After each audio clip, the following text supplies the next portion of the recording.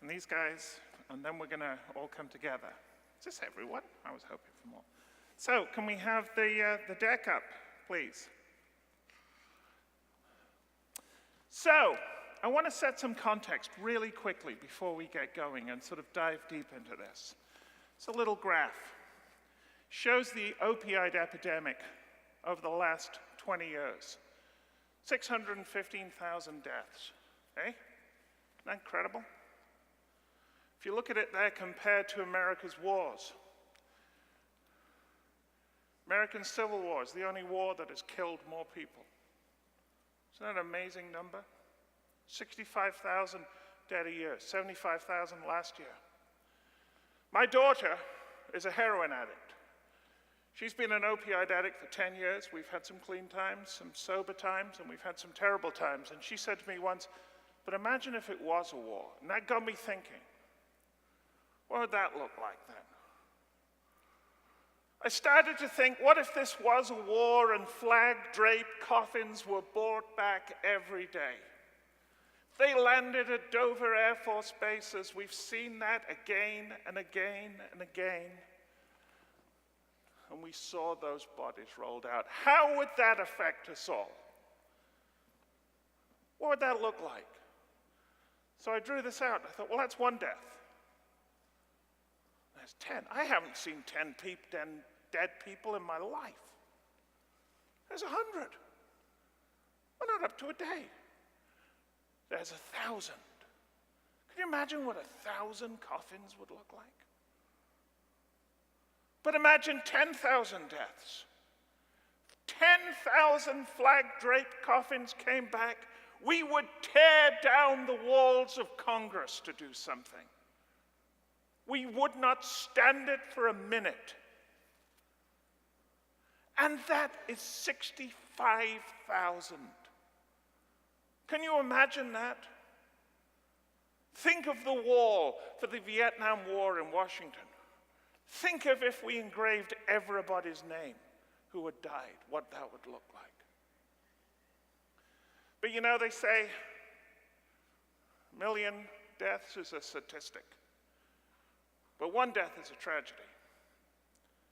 So here are some of the faces of those tragedies. All dead from opioids.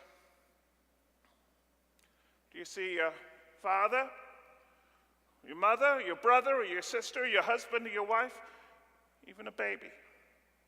Is this your college roommate? Is this somebody you knew from back in the day who you've heard has a problem? It doesn't choose the poor or the sick or the talented. It takes everybody. It's a hell of a thing. My daughter could be on there.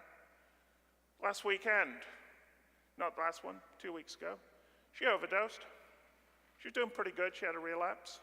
I had to go down to Asheville in North Carolina. It's pretty scary. Sometimes wonder if one of these days I'm going to see her up there. So, I do blockchain. So when I was faced with that, I thought, what can I do? What can I do to be able to solve this? And I thought, I turned to my industry. I turned to my technology and I said, is this a blockchain problem? And I thought, what characteristics might make this a blockchain problem? Lack of transparency and accountability. Dr. Savel was talking about he can't see patients from Florida. He doesn't know if somebody is doctor shopping or not. When somebody overprescribes, when we see a pill mill, God, it's hard to get them. Numerous intermediaries. This is an industry full of intermediaries. PBMs, I couldn't say that there. That's definitely something we could get rid of. Negative incentives. My daughter went to a rehab. There's no incentive to do anything after she got out. She got out and used that night. Not an uncommon story. Not a failure of will, not anything. It's a disease, it's a drug. Changes the brain. And digital analog differences. We can track and trace, we can follow the path of legal opioids, but we don't know if that's really what's happening on the analog side. But I believe blockchain can help in every single part. In prevention, in supply chain and diversion, and in treatment and recovery. And at ConsenSys Health, we're looking at new ways to do this, new ways to address what are some of the problems in each of these. And I want to take you through just a couple of use cases, and then I'm going to start talking and let these smart guys start talking.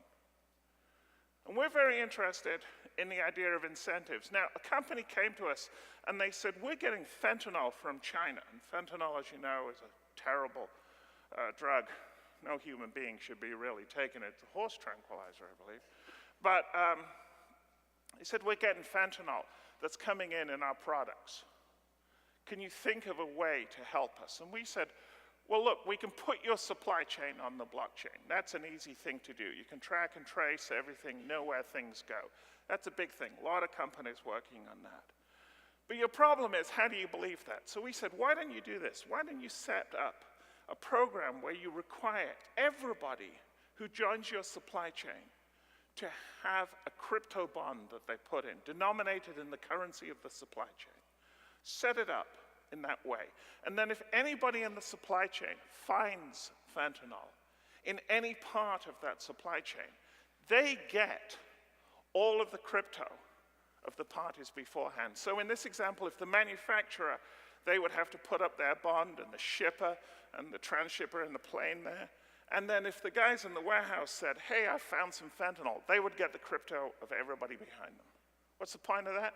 We're incentivizing. We're using the incentive, the native microeconomic methods that are in blockchain to be able to incentivize good behavior, to create a self-policing supply chain.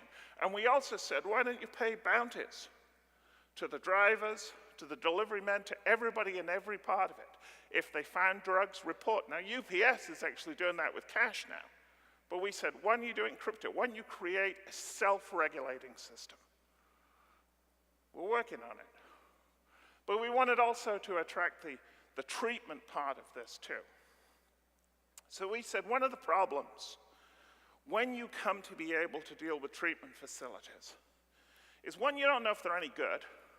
There's all kinds of scams going on. The treatment industry is $36 billion. Of that $36 billion, an unknown amount goes to fraud because we're using ineffective treatment and just outright fraud. People have been busted all over the country on this. There was a chain of treatment centers in Pennsylvania that actually were acting as a distributing system for heroin, right? In Florida, a whole bunch of problems too, of course, but that's Florida, right? So, and as I said, there's ineffective treatment. When you come to try to find treatment, treatment is marketed as a product to families. So you suddenly see all these wonderful things like equine therapy, like a beautiful setting. That's irrelevant. We know how to deal with these things. We need a safe space with evidence-based treatment, but you don't get that. So we've got fraud and we've got ineffective treatment. We approached some insurance companies and said, can we create an incentivized system where there is, one, a payment through your insurance, as would normally go to a treatment center, to a rehab clinic, but there is a further payment that will be made to them if they are prepared to invest in the person suffering from opioid abuse disorder. If they are willing to keep investing, we will pay a bounty after 10 days, after 100 days, after 60 days, whatever it is. And we can split the bounty. We can split the bounty between the person that's suffering from the disorder or their family. Let's change the incentive system such that in the long run, there is an incentive to make people well, rather than there is an incentive to bring people in, treat them, and dump them out, which is what happens now.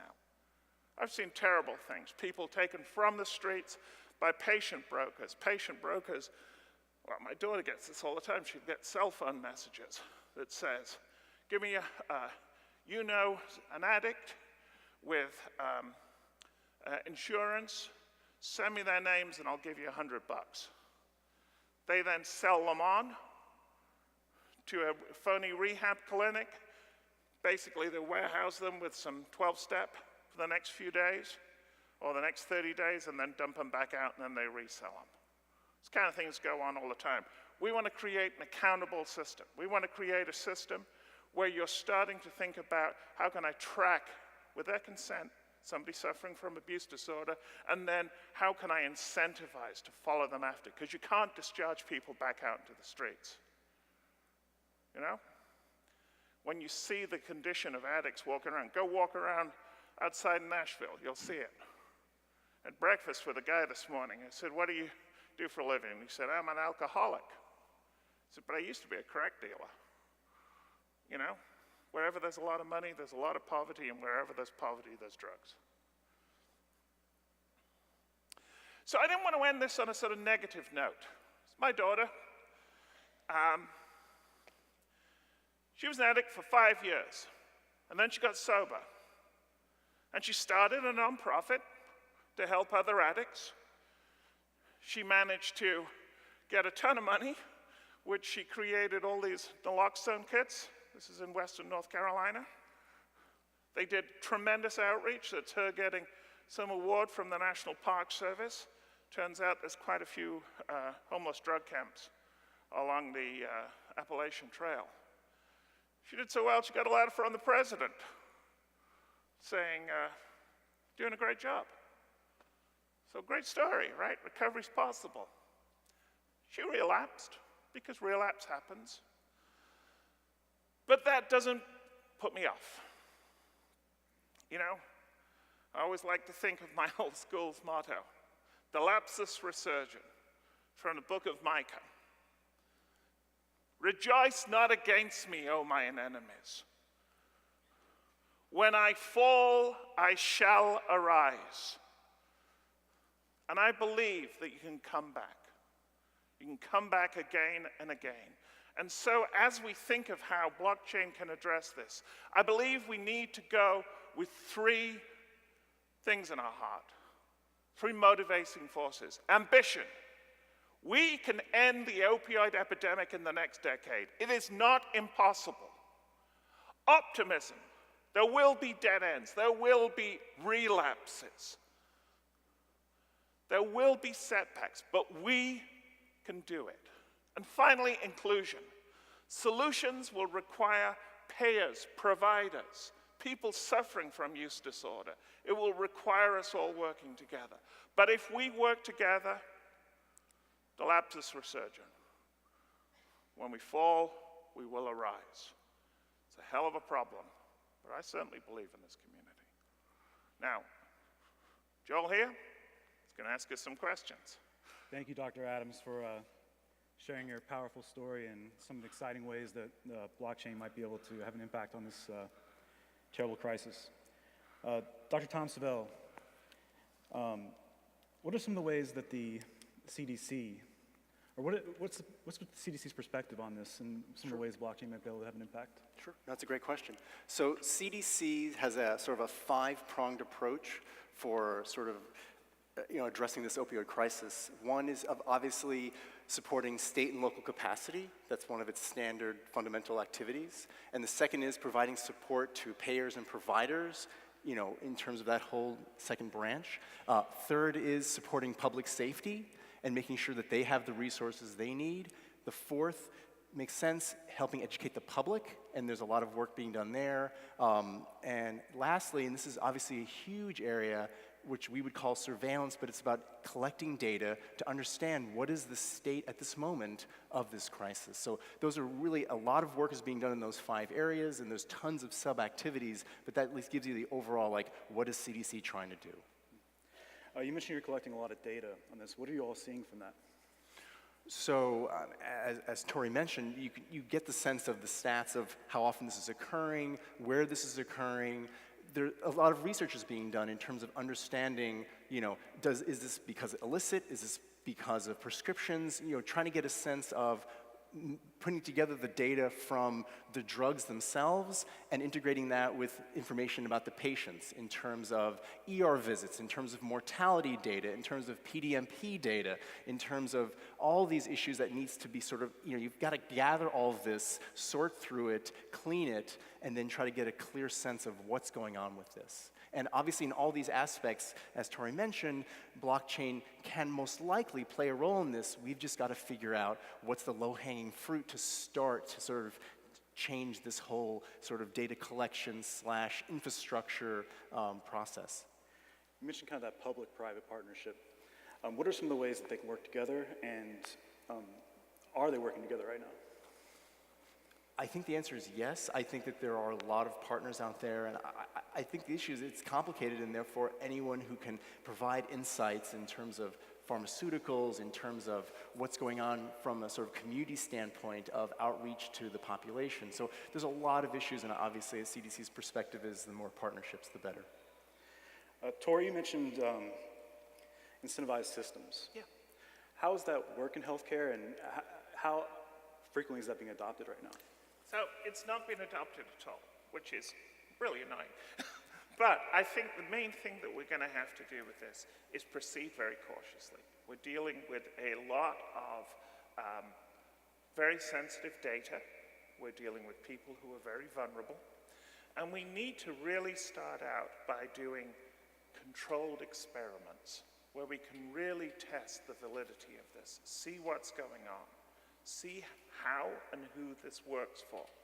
You see a lot of test cases right now that are focused on people suffering from opioid use disorder. I am not sure that is the best way to do that. My experience of working with those people, and I've been very involved in the harm reduction community, has been that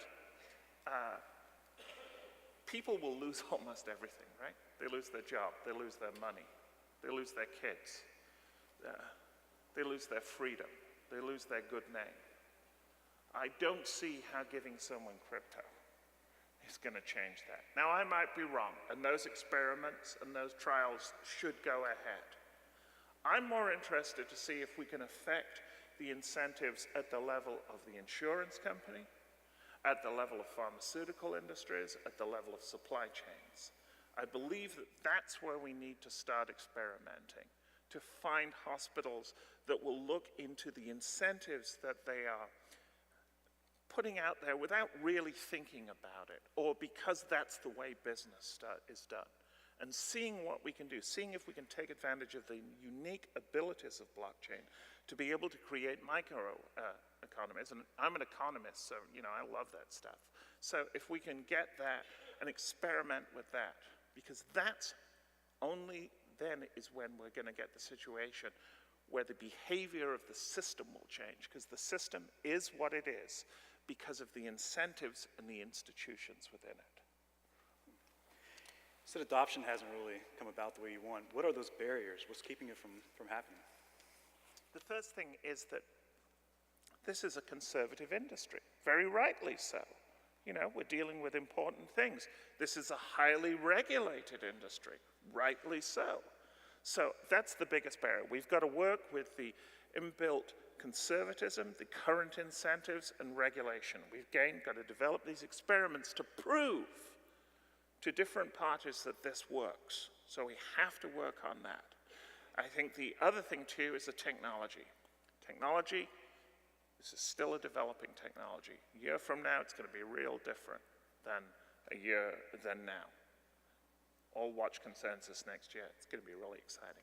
But we're going to see new things, and we've really got to be careful about what we promise. Speaking of change, Tom, you lead a team at the CDC that's focused on innovation and creating new tools. Sure.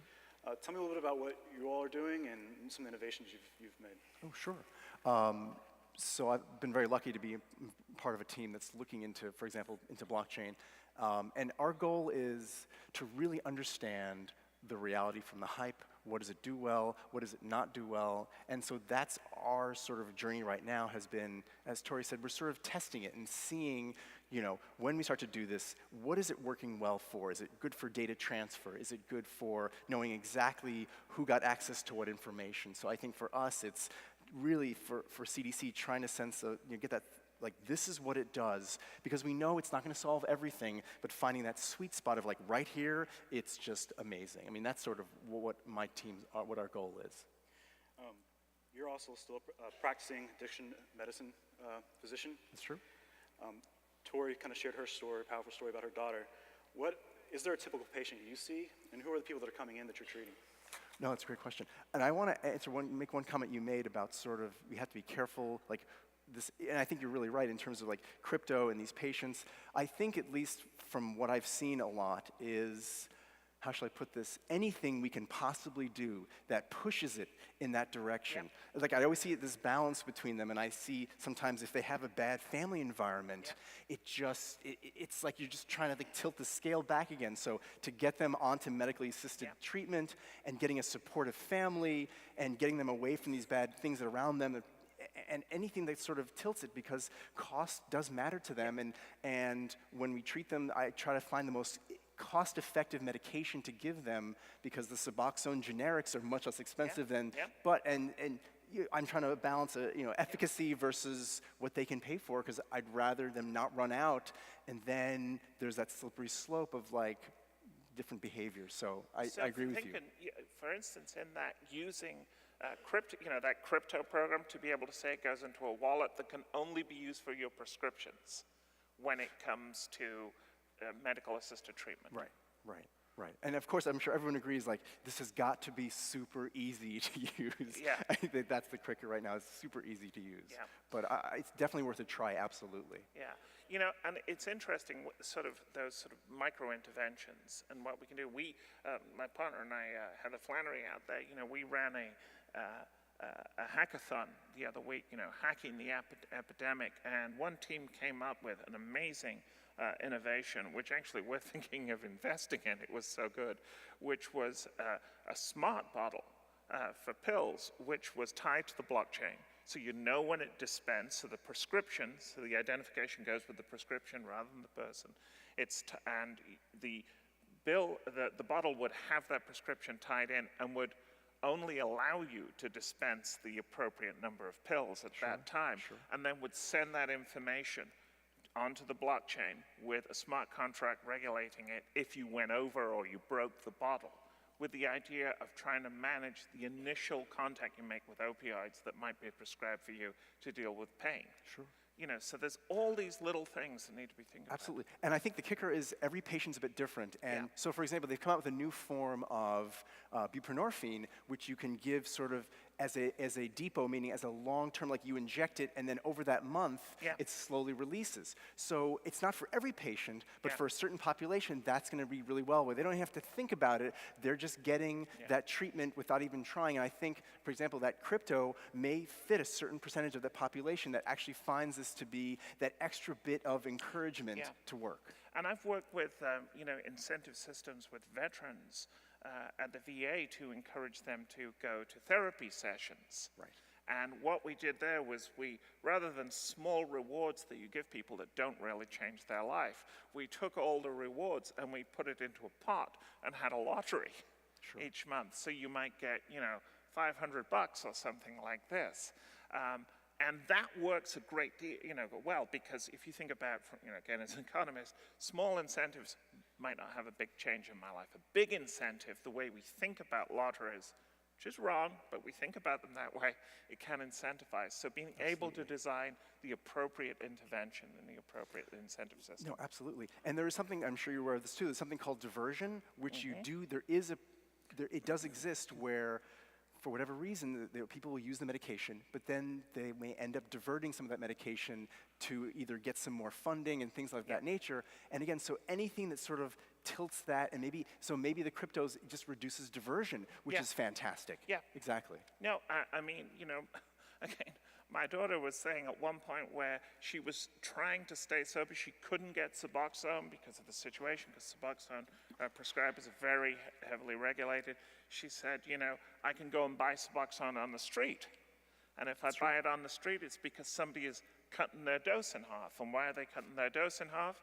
Because they gotta live, right? And for people that are down at that level, you're gonna make those choices. Absolutely. No, that's great.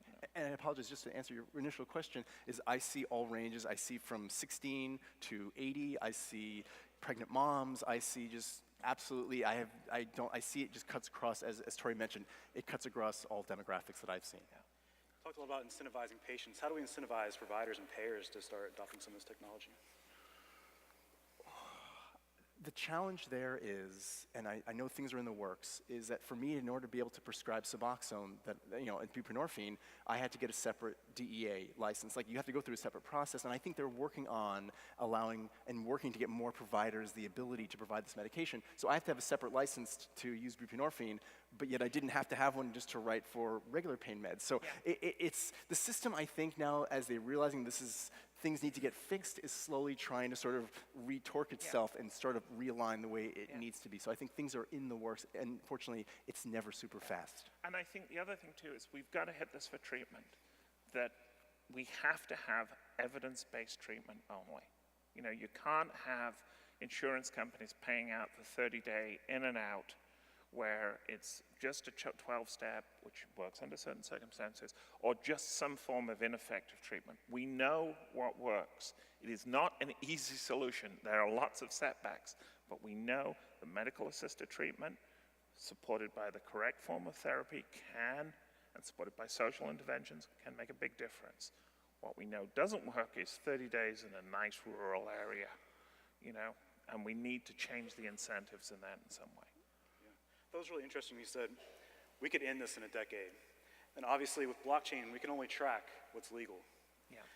What else needs to happen for us to really get a grip on this epidemic? I see this as a stock and flow problem, right? I'm going to approach this as an economist. There's a flow in, there's a stock of people who are already addicted. They're two different problems. The stock is, we've got to stop people getting addicted. And how do we do that?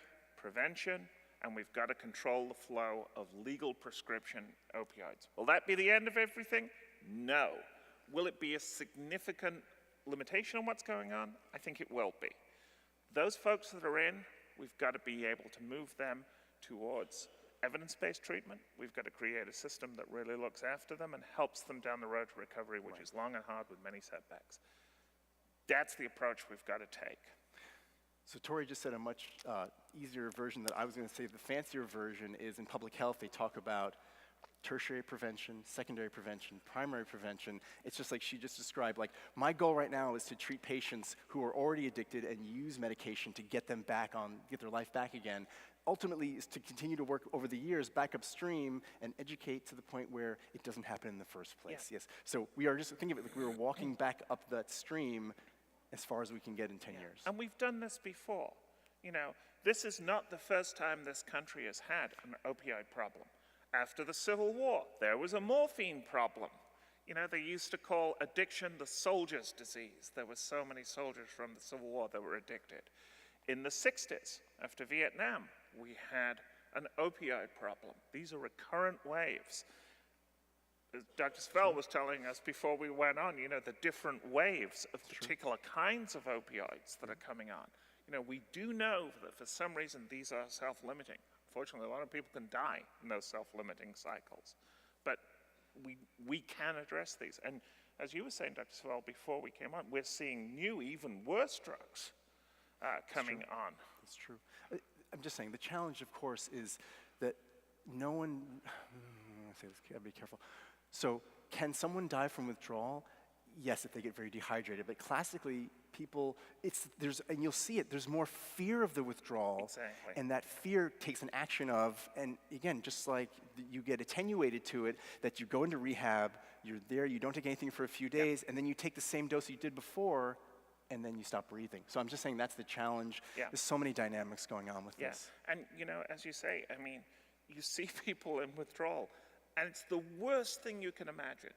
It's not like when you're trying to stop smoking or you're trying to go on a diet. This is every bone in your body is screaming.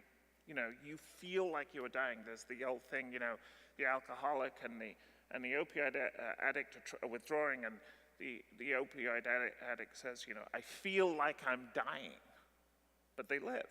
Now alcohol, you can actually die from that. The alcoholic says, things are pretty okay, and then they die.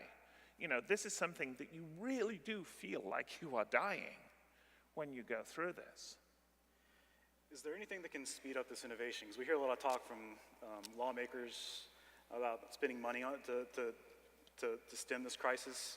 Is more money towards innovation solve this problem quicker? Is there anything that we can do to? I think there should be like a sandbox where, as you're Yeah. saying, that people can sign up easily to try out some new technologies they're playing with, or whatever we can do to sort of encourage this and facilitate this, that there's a safe sandbox and people can just find out about it easily and say, I'd love to participate, let's see Yeah. how it works. I think that's absolutely right, because we're not going to figure out that there's one solution. As you Correct. say, It's one solution doesn't fit all. We're also going to do a lot of things which turn out not to work. It's just the nature of things. And so you got to try a lot. Where it's an experimental technology, we're in the growth phase. It's not probably going to work on its own. It's going to be combined with AI. It's going to be combined with pharmaceutical innovation. It's going to be combined with all these other 4R technologies. And we've got to be able to try these, and that's kind of the critical thing. More money? Hey, more money is always nice, right? But that really isn't holding us back. It's the willingness to experiment. I know ConsenSys is doing a lot of work in this area. Can you go into a little more detail about kind of what you Sure. all... So our sort of investments fall under two big areas. One, we're investing in some R&D, into some development, and sort of trying to find partners to work with. We'd love to try and create some experiments around some of the crypto and the incentive systems, and we're reaching out to partners. And please, if there's anybody in the room, you missed the best part of the talk, by the way, for those folks coming in. If we really want to work with you. The second part is we formed this thing, we call it block addiction, block ad. And what we said there is, if you've got an idea, come to us and let's start working on it. Maybe we invest with you, maybe we give you some technical help. Maybe we, expose you to some investors. We'll do anything we can, because again, it's this diversity and experimentation that's going to get us there. Absolutely. There's probably not anyone in this room that hasn't been touched somewhat by this crisis. What can they leave here today and do, either from a technological side or from on a personal side, to help solve this problem? The biggest thing that anybody can do, if being touched by this, is understanding. The problem of addiction is a medical problem. It is a biological problem. Absolutely. It is a social problem. It is not a moral problem. It is not a moral failing. When someone relapses, it doesn't mean they didn't have enough will. It means that their brain is suffering from a disease. It's a disease of choice. What's the classic disease model? You have an organ that performs a function, and a disease is something that stops that organ from functioning. The brain is an organ of choice.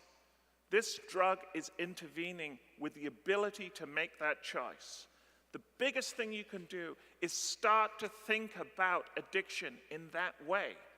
And then start to think about, what can I do in my business? What can I do in the technology I work with to be able to address a problem that's like that? Where are the breaks and the barriers? Where are the data silos? Where are those things that stop the information we need from being shared? Where are the incentives? Don't look at this as a moral problem, because then you stop thinking. But when you start to think of this is a disease like any other disease, and technology can help, then you liberate your mind to look at new things. So I think it's the biggest thing you can do. Can I just say that was amazingly well said? I'll do it in like 3 seconds. So I have a patient and they're like, I'm an addict. And I said, I see you just like a diabetic who needs insulin. And I said, I don't see you as an addict. And they think of that themselves, and I'm like, don't think of yourself like that, because you're not helping yourself. So you said it much better than I did. Thank you so much. No, that was perfect. I mean, look, I'm fat. I eat too much. I can't even stop myself eating a muffin. I walked by the muffins this morning. I had a muffin. And then 2 minutes later, I got another muffin in my hand. And I can't remember how I got that muffin in my hand. Dopamine. Dopamine. That's not a moral failing. That's something that's going on in my head, right? There's no like angel on my shoulder. It's all chemistry. It is. And when you think about that, and when you start to, as you say, you're dealing with somebody that says, I'm so low down. You know, my daughter this summer had the world's worst summer. She was homeless, she was beaten, she was raped. She was on the street, and she came to believe that she deserved this. You know? This was her world. She had used, and this is what you get. And that's because this society so much has this vision of punishment when it comes to these moral weaknesses. And they're not moral weaknesses. It's biology. What are the next steps for this technology, and what should we keep our eye out for? What should we keep an eye on? Again, I think this technology can play a role in many aspects that was talked about, and I think we just have to continue to experiment, try it out. Is it better for data integration? Is it great for incentivization? We have to experiment and try. If we don't experiment, we can't find out. Exactly. And I think the other thing is, I think there are trends going on. I think interledger developments are really important. We need to stop this hyperledger versus Ethereum versus Quora. Absolutely. Just needs to be ledgers. We're working across them. Yep. There's a lot of things going on with the Ethereum Alliance and with the Hyperledger Alliance where we're coming together. I think that's fantastic. I really look forward to developments in that. I think in terms of incentivization, there are new things coming out. I think what Layer 2 technologies are doing is going to allow us to be able to speed up and make more efficient what the chain is.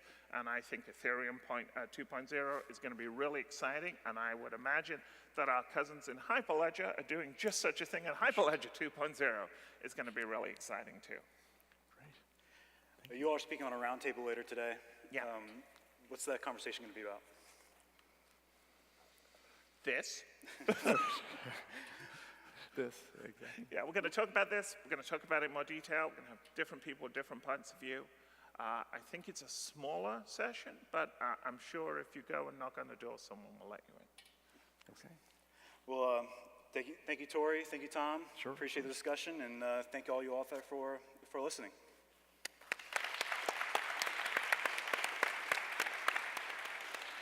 Thank you so much. Thank you, buddy. Thank you very much. This guy's great. Thank you, Joel. Thank you, Dr. Savel.